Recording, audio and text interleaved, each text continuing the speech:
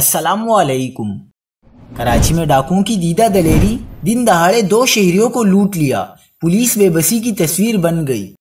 क्या आप हालात हाजरा से आगाही हासिल करना चाहते हैं?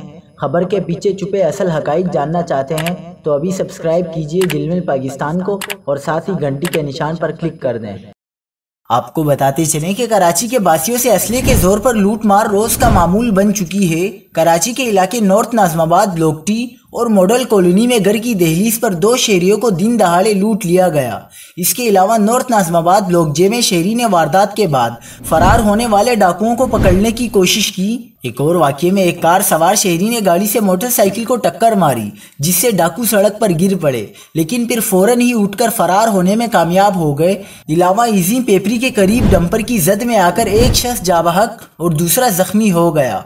ट्रैफिक पुलिस के मुताबिक बेकाबू डंपर की टक्कर से साइन बोर्ड भी गिर गया है।